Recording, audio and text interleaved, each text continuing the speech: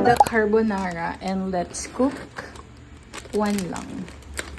Let's cook one. So let's have this crispy seaweed.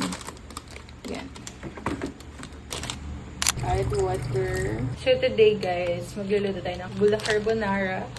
So meron siyang bulldog powder. Also, bulldog sauce. Sa itong bulldog sauce, konti lang ilalagay natin kasi hindi naman tayo kaya, or hindi naman natin kaya yung maanghang. Ang spice tolerance lang natin ay 0.5. So, laban na yan. Then, ganito yung noodles niya. And we will add fresh milk. And then, bumili din kami ng crispy seaweed or kim sa Korea. So, try natin. So, add lang natin ang ating noodles. 3 to 5 minutes cooking time. Lalagyan din natin siya ng milk. And ang milk natin for today ay cow head. So, ayan guys. Then, i-drain lang natin yung excess water. Add some milk. Bulldog powder.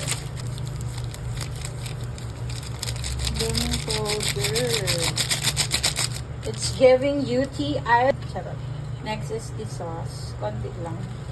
Kasi maanghang siya. Ganyan lang. Okay na yan. It's mixed. Luto na natin ang ating bulldog carbonara and lalagyan natin siya ngayon ng seaweeds. So, open lang natin.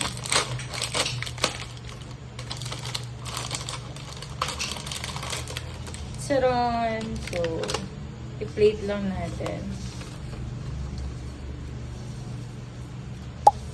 By the way, nagluto din tayo ng spam. Kaya ilalagay din natin siya dito. Ayan, okay na ba yan? 4, 5. Add.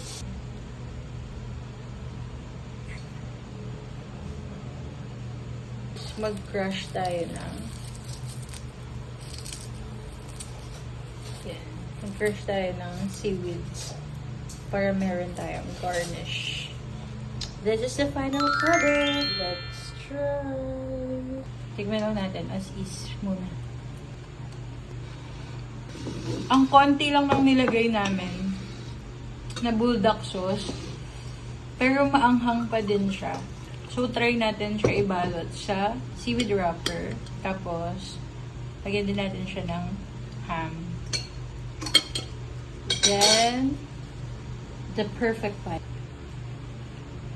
Matamis yung ham. Kaya nabalance na somehow yung anghang. Pero masarap siya guys nung may ham na. Kasi manamis-namis yung ham. So, nababalance niya yung anghang. It's perfect. Fourth bite.